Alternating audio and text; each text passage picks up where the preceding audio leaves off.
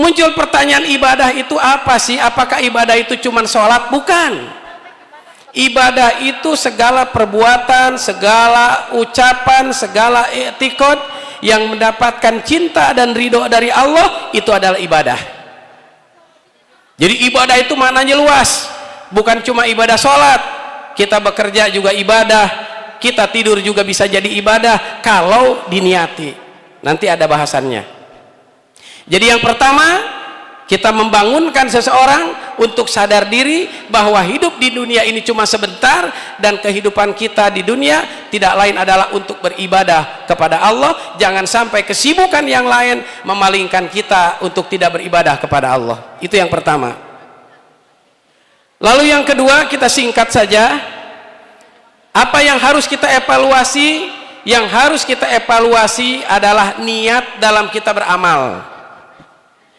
Jangan sampai kita banyak melakukan amal, banyak melakukan pekerjaan, perbuatan, padahal perbuatan itu hebat, perbuatan itu mulia, perbuatan itu baik, tetapi ketika tidak diniati, maka perbuatan tersebut tidak mendapatkan nilai di sisi Allah Subhanahu wa taala.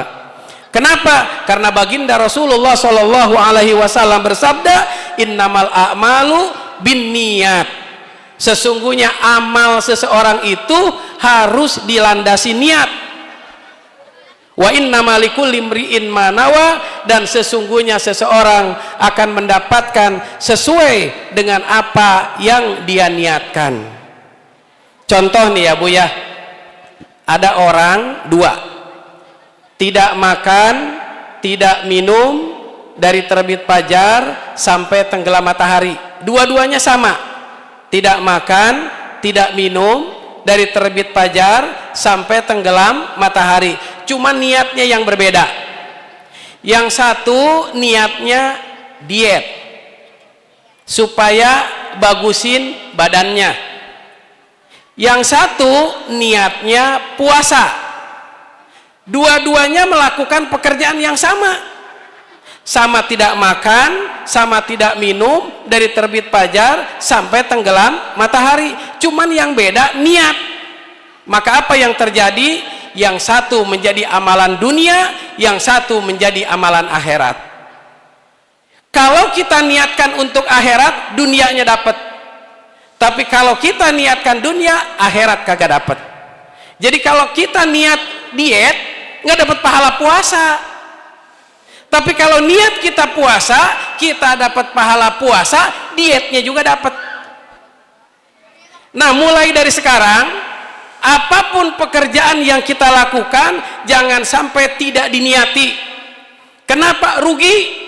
Bertahun-tahun kita beramal, bertahun-tahun kita melakukan perbuatan hebat, tapi karena tidak diniati, semuanya akan sia-sia di mata Allah Subhanahu wa ta'ala.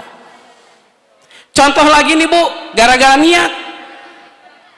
Ada dua orang ingin melakukan maksiat, dua-duanya ingin melakukan maksiat, lalu kemudian tidak jadi, dua-duanya tidak jadi melakukan maksiat. Yang satu dapat pahala, yang satu dapat dosa. Loh, kok bisa begitu? Padahal dua-duanya sama tidak jadi melakukan maksiat. Di mana perbedaannya? Yang satu tidak jadi melakukan maksiat karena ada perubahan niat. Kesempatan untuk berbuat maksiat ada, tapi niat yang tidak ada. Sehingga ketika dia meninggalkan maksiat, dia mendapatkan pahala. Sementara yang kedua, dia tidak jadi melaksanakan maksiat, tetapi faktornya bukan karena berubah niat, tapi karena kesempatan tidak ada. Niat ada, ingin berbuat maksiat, tapi kesempatan tidak ada. Bisa jadi ketika dia mau melakukan maksiat, uangnya ketinggalan di rumah.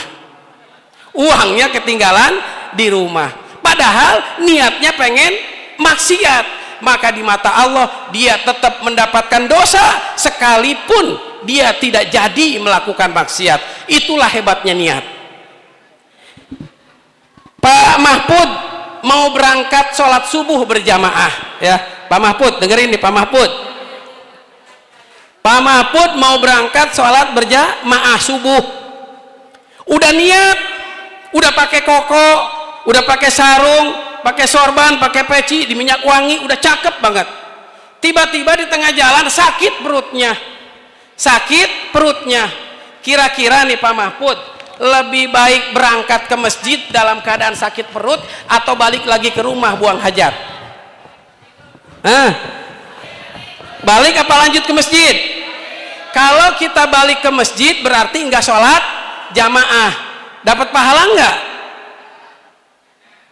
Nah, kalau Pak Mahfud berangkat ke masjid sudah niat ingin melaksanakan sholat berjamaah subuh, di tengah jalan sakit perut, balik ke rumah, selesaikan hajatnya, lalu gimana tuh sholat subuhnya? Sudah dapat pahala berjamaah sekalipun tidak jadi berangkat ke masjid. Kenapa? Karena ada uzur. Hebat gak tuh Pak Mahfud? Kita mau pergi ke masjid, niat mau ngasih uang di kenceleng tuh di hari Jumat, begitu nyampe ke masjid lupa bajunya ketuker, padahal udah niat mau ngasih duit 10.000. Begitu nyampe ke masjid lupa, lah baju saya ketuker. Akhirnya dia tidak memberi. Sekalipun dia tidak memberi, dia sudah mendapat catatan amal di hadapan Allah karena niatnya. Ya Allah, hebat amat masalah niat ya. Sampai-sampai seseorang yang di mata manusia sama, belum tentu di hadapan Allah sama. Kenapa? Karena faktor niat yang membedakan. Contoh lagi, ada orang tidur itu perbuatan apa? Perbuatan mubah. Tidur, makan, minum, itu perbuatan mubah, tidak diperintah oleh Allah tapi tidak dilarang. Kalau ente laksanakan tidak dapat pahala, ditinggalkan nggak dosa. Pak Mahfud mau makan silakan, nggak makan Allah nggak perintah. Mau minum silakan, nggak minum nggak apa-apa. Mau tidur silakan, nggak tidur nggak apa-apa. Itu perbuatan mubah yang kalau dilakukan nggak dapat pahala, ditinggalkan nggak dapat dosa. Tapi perbuatan mubah tadi berubah menjadi berpahala ketika diniati. Mahfud bangun, Mahfud tidur nih, Mahfud terus jangan Mahfud terus dah, siapa ya, kasihan Mahfud terus. Mana Pak Hairudin nggak ada ya? Nah Pak Hairudin misalkan ya, Pak Hairudin tidur jam 9, bangun subuh, tidurnya dapat pahala apa tidak? Andai kata dia tidur dan tidak diniati apa-apa, maka tidur itu menjadi kebiasaan yang tidak menghadirkan pahala apapun. Tapi ketika diniatkan untuk ibadah, maka tidurnya dihitung menjadi catatan amal yang begitu luar biasa. Tidurnya kita, minumnya kita, kerjanya kita luar biasa Pak. Coba nih orang yang kerja Pak, naik Gojek tuh ya, capek nggak tuh naik Gojek jadi tukang ojek? Capek Pak, sampai dari pagi saya tanya tuh tukang Gojek, kamu kalau dari pagi selesai malam dapatnya berapa? Dia bilang bersihnya rata-rata 150 sampai 200. Dan itu kerja dari pagi sampai malam Pak, sampai keluar keringet. Andai kata dia cuma dapat 200.000 tanpa mendapatkan pahala dari Allah, rugi luar biasa. Tapi andai kata dia tahu kunci suksesnya, dia naik Gojek, dia kerja, lalu kemudian kita niatkan untuk mencari nafkah buat istrinya, buat memberi nafkah anaknya, dia niatkan untuk ibadah kepada Allah, maka setiap kucuran keringat yang keluar dari pekerjaannya itu akan menggugurkan dosa-dosanya. Jadi Bapak kerja di sini sekalipun keluar keringat jangan takut. Allah pasti akan menghitung setiap tetesan keringat yang keluar dengan apa? Dengan menggugurkan dosa kita dan memberikan amal pahala kebaikan. Kalau niatnya, nah itu ya. Jadi intinya niat Pak. Orang kalau niat mah enak Pak, jadi pejabat juga. Kalau kita niat mau korupsi, sekalipun undang-undangnya ada, kita pasti cari-cari celah. Gimana nih caranya biar bisa korupsi? Kenapa? Niatnya udah ada. Tapi kalau niat tidak ada, sekalipun ada kesempatan, dia tidak mungkin berkorupsi. Kenapa? Nggak ada niat.